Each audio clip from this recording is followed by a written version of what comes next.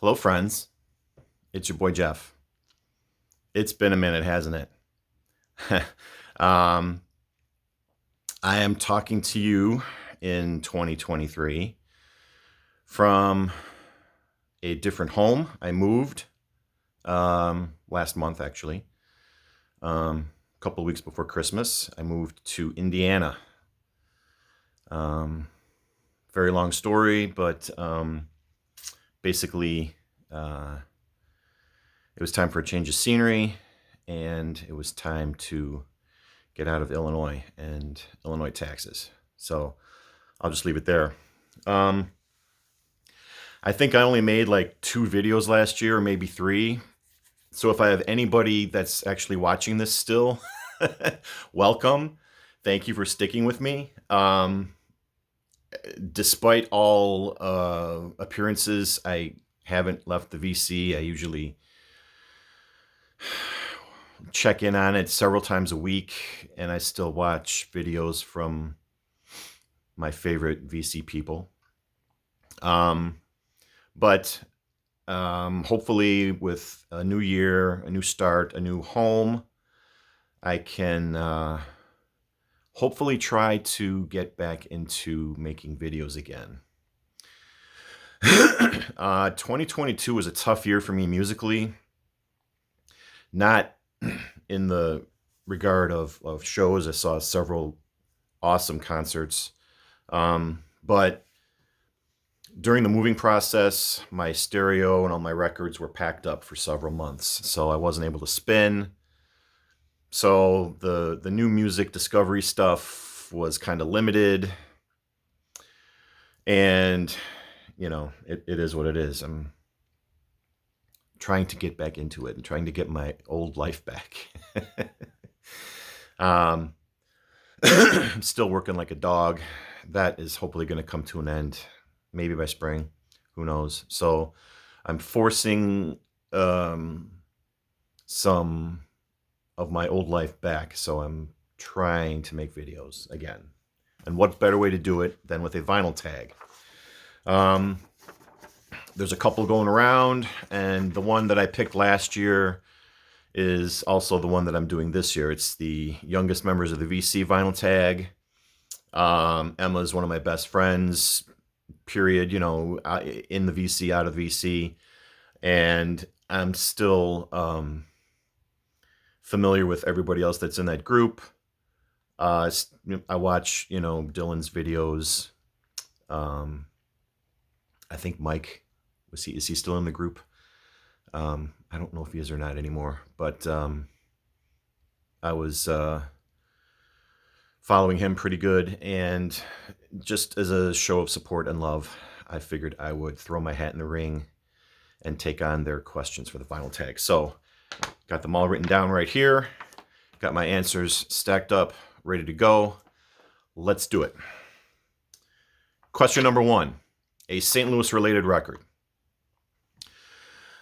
I don't know of any artists besides Chuck Berry who were that world famous that came from St. Louis. Sorry.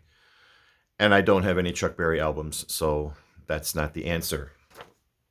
So what I'm going to do is show you, we took a trip last year?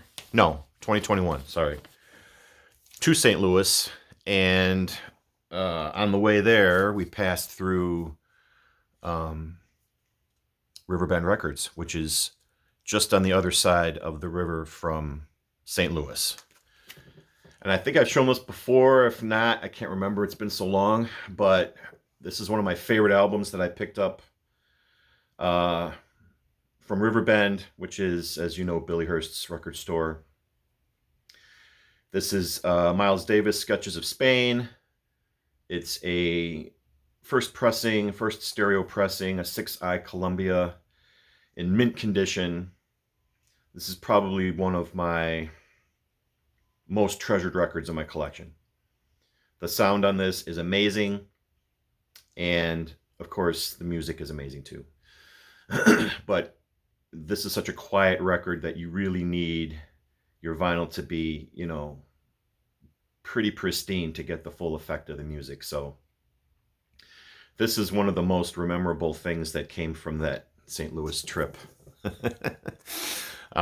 So that's going to have to be my answer because it's kind of St. Louis related. An album that starts with N. This was easy. Nebraska by Bruce Springsteen. Over the years, when I was younger, I didn't really pay attention to this album. This is Bruce's lo-fi acoustic album that he released, right in the middle of his career when he was producing these big, bombastic, albums, rocking albums with the E Street Band.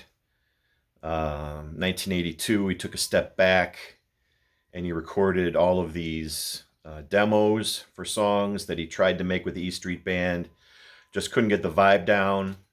And my cat is scratching on the scratching post. Okay. So they went with the demos and released it as Nebraska. And as I've gotten older, the stature of this album has only grown.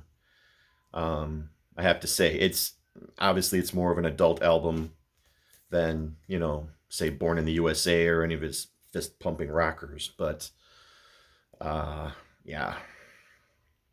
I've listened to this several times over the past year or two, and it just seems to hit that spot in your soul that needs scratching. What can I say? I don't know any other way to explain it. So that's my answer for that one. Nebraska by Bruce. I dropped my glasses. Question number 3. Where should the youngest members of the VC visit? If we're talking America, I could easily see you guys do Memphis, which is, it's not too far from St. Louis. You guys can do the whole Elvis thing. You've done Nashville, I know, and St. Louis, so that would kind of be in the same area. If you wanted to spread out, to the West Coast, Seattle, that would be epic. You can go to the Jimi Hendrix Museum. I was there when I was in Seattle, 20 years ago. And yeah, it's or the East Coast. The youngest members versus New York City. Yeah, it's there's many choices. I know, Emma, I watched your video. You said maybe London. If that could be, that would be epic too. The youngest members of the VC go to Stonehenge. If you all wore your Spinal Tap t-shirts, that would be epic too. Those are just a couple of the ideas that come off the top of my head, but I love you guys and I can't wait to see where you go next. All right, question number 4. Favorite summer road trip album. When I think of summer of years past, and still to this day, the Allman Brothers Band always seems to fit into that category. I haven't really shown very many Allman albums, I think, throughout my time in the VC, but this is their 3rd album at Fillmore East, probably their most famous album. It's the one that really put them on the map, and this is original pressing Capricorn Pink label that I found very early on when I got back into vinyl, and Half Price Books still sold their records for really cheap. So in terms of live albums, this is, up there with, the all-time greats. I've played this album to death. I've owned this album on vinyl, on cassette, on CD, which was a question for Rob Walker's Vinyl Tag. This would have been my answer for that question. But for years, every summer, I would go to see the Allman Brothers whenever they toured through Chicago. They always hit one of the big outdoor venues. And for several years in a row, I would go. So I always equated summertime with the Allman Brothers Band in my mind. So anytime we'd go on a long road trip, for years, I would pop this onto either the cassette or the CD, because, the songs on these are so long, it's really easy to cover a lot of territory while listening to this record. So that's my answer at Fillmore East by the Allman Brothers Band. Okay, I got to speed this up. Best New Music Discovery 2022. Like I said, it's been it's been a tough year for me musically. Didn't listen to a whole lot of new stuff. Didn't really get a whole lot of new stuff. But the soundtrack to the movie Summer of Soul, which I watched, I think it's on Hulu. And I came across this at one of the new record stores that I discovered last year in the south side of Chicago. So in terms of, they're not new artists, but new versions of songs. I mean, there's, you've got Sly and the Family Stone, you've got Nina Simone, The Fifth Dimension are on here. B.B. King is on here, the Chambers Brothers, Gladys Knight and the Pips. It was, for those of you who don't know, the same year that Woodstock took place, the summer of '69, there were also a series of concerts in New York City, and it became known as the Summer of Soul, and all the footage was taken for it, thinking that it could be kind of along the lines of, like the Woodstock movie, but all that fell through, and that footage sat in someone's basement for like 50 years until it got rediscovered, and it was put together into a film. Highly recommended, and if you really like that music, get the soundtrack too. So I'm putting this as my answer for New Musical Discovery, because in all honesty, it was one of the few brand new records I bought in 2022, so I'm not as adventurous musically as a lot of you others in the VC, I know. But I'm still trying. Every time I'm still trying. All right, I need my glasses here.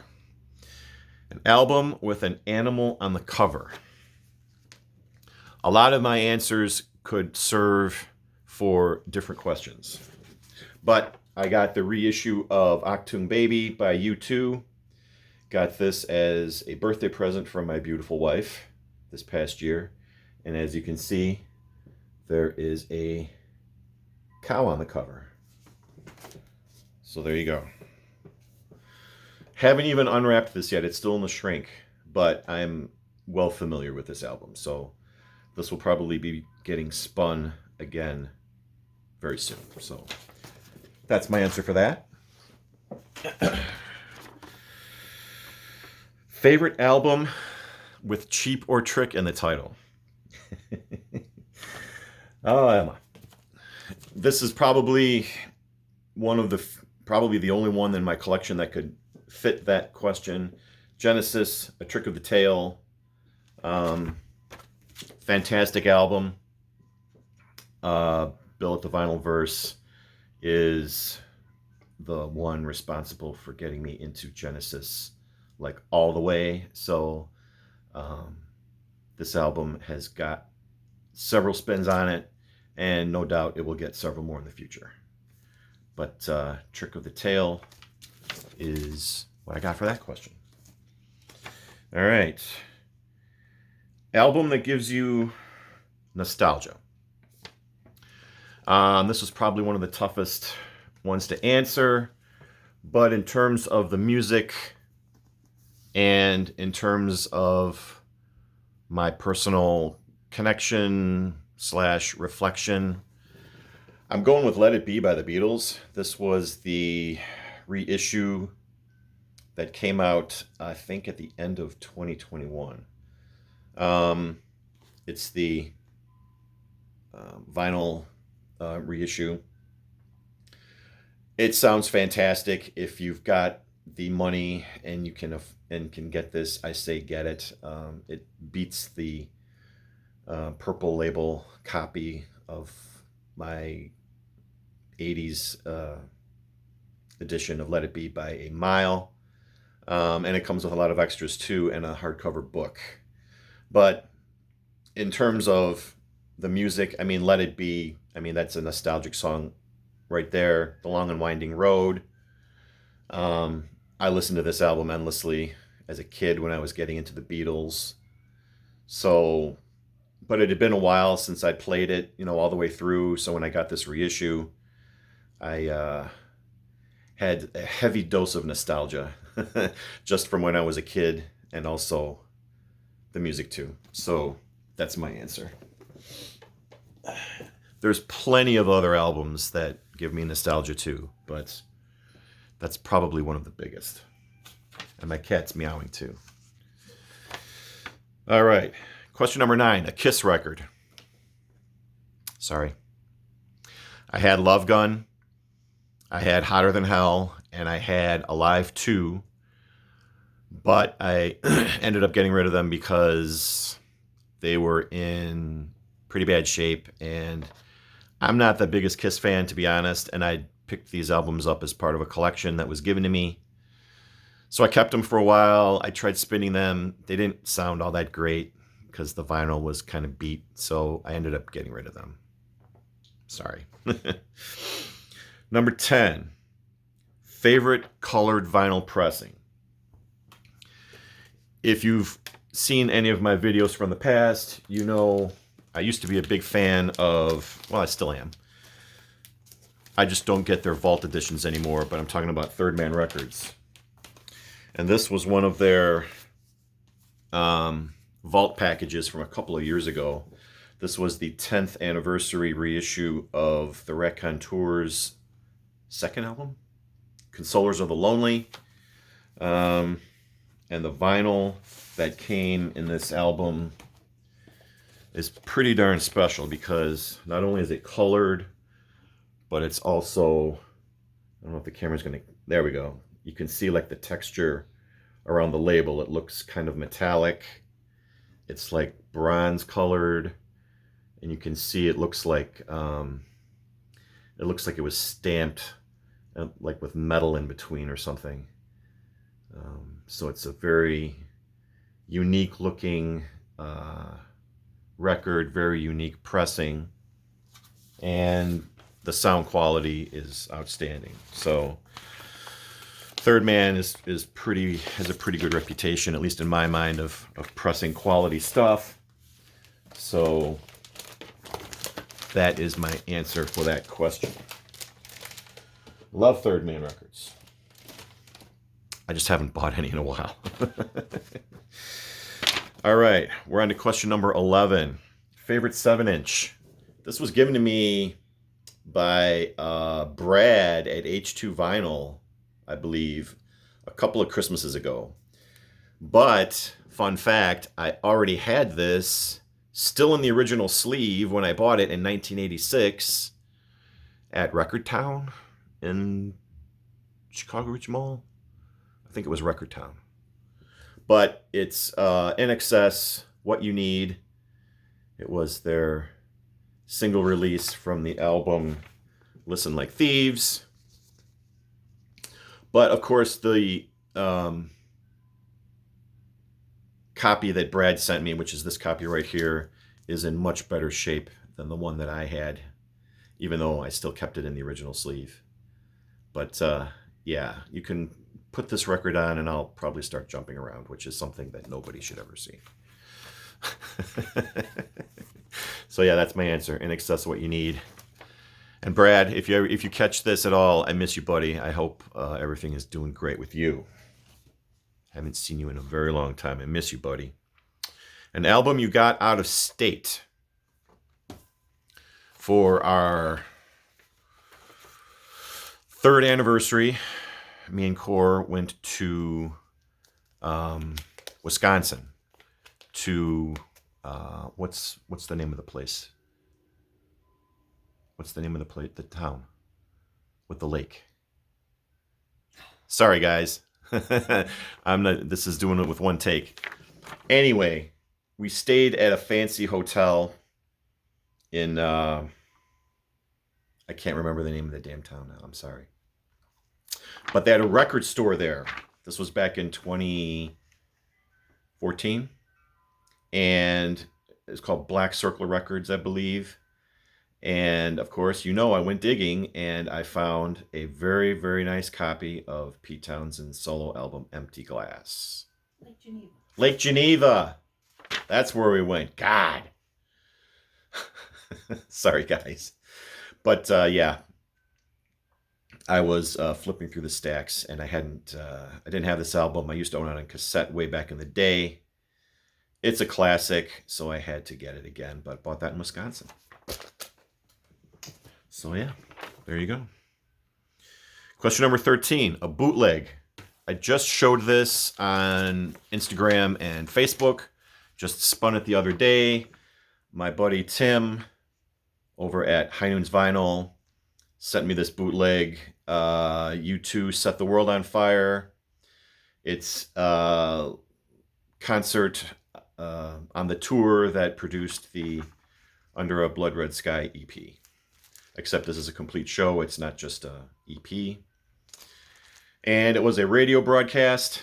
So this had to have been grabbed off of the soundboard because the sound quality on this is really good. And, you know, they do basically all of the great songs off of their first 3 albums. So, yeah. And this is also colored vinyl too. It's orange vinyl, which is really nice. See how things kind of cross over. But if you like early U2 live and you're able to find this, get it. The sound is awesome. It's a double album. Set the World on Fire. If you dig the Under the Blood Red Sky EP, then get Set the World on Fire. Question number 14, your favorite winter album. Easy. Johnny Winter, Nothing But the Blues. I know I'm kind of twisting the question around, but hey, it's my video. I can do whatever I want. This was released in the mid to late 70s, I think 77 maybe, when Johnny was producing Muddy Waters albums.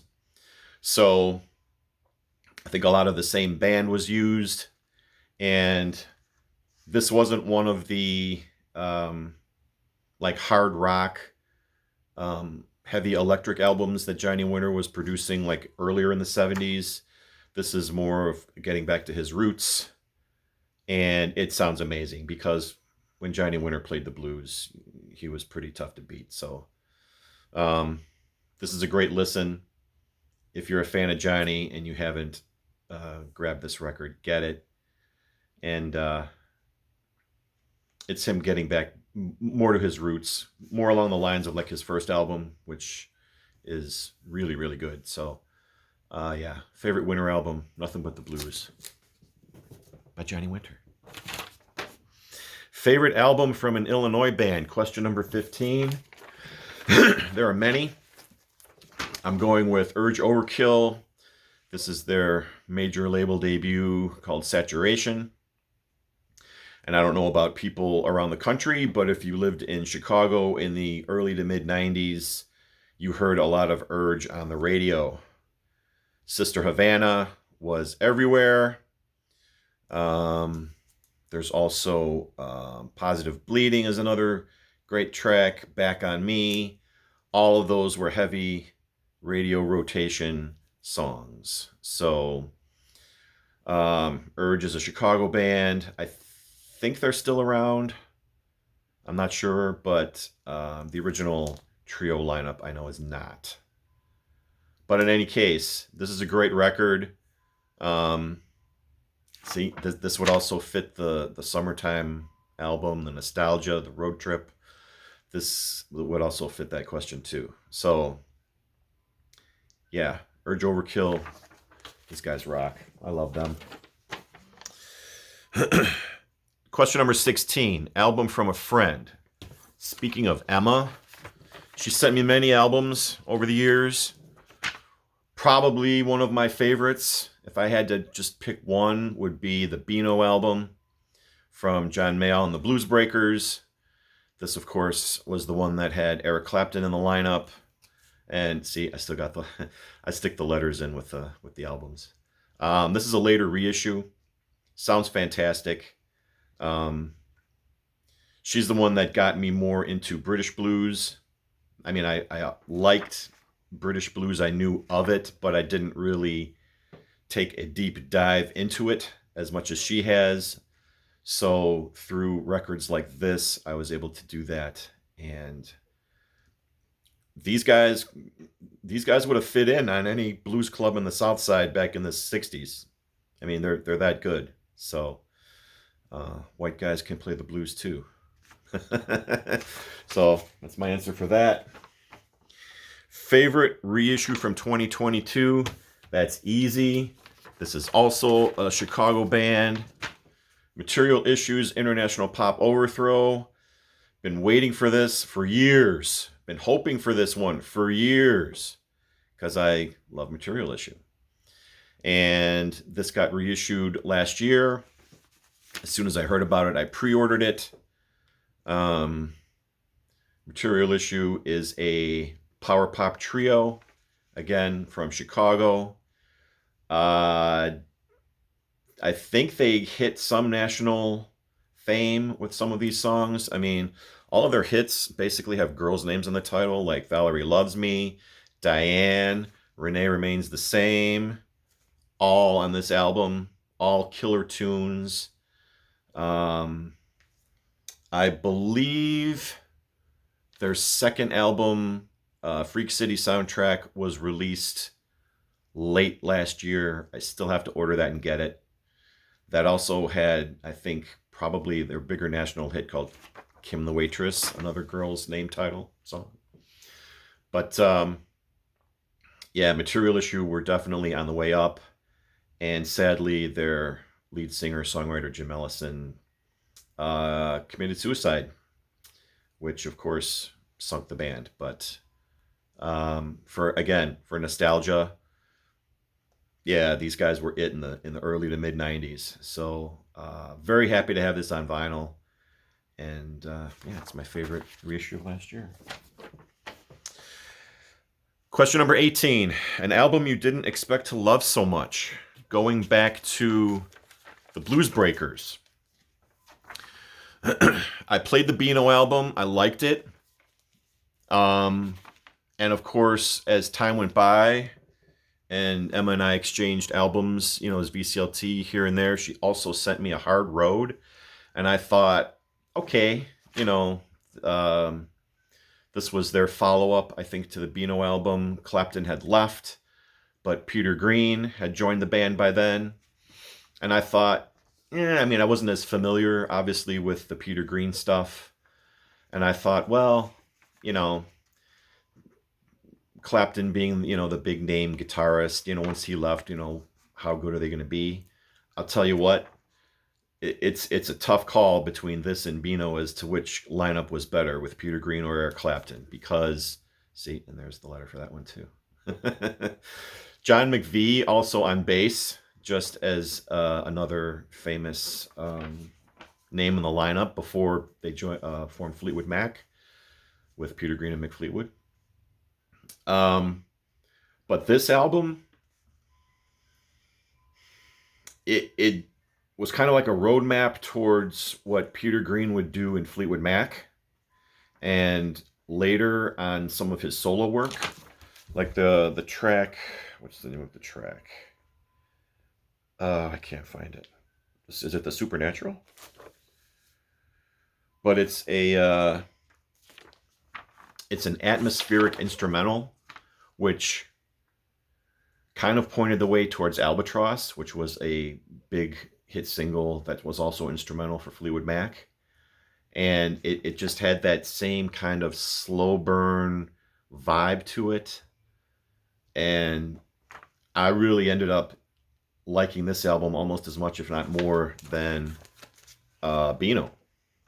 So I didn't, I didn't think all right, Blues Breakers, Beano, yeah, it was a one-off thing, but when I heard this, I was pretty blown away by it. So it exceeded my expectations, and it definitely opened my eyes more to British blues and to John Mayall and the Blues Breakers, and of course Peter Green too, because I got a solo album from Emma too, which contains one of probably my favorite songs of easily the last 5 years, called A Fool No More, which is an amazing track. But yeah, Hard Road.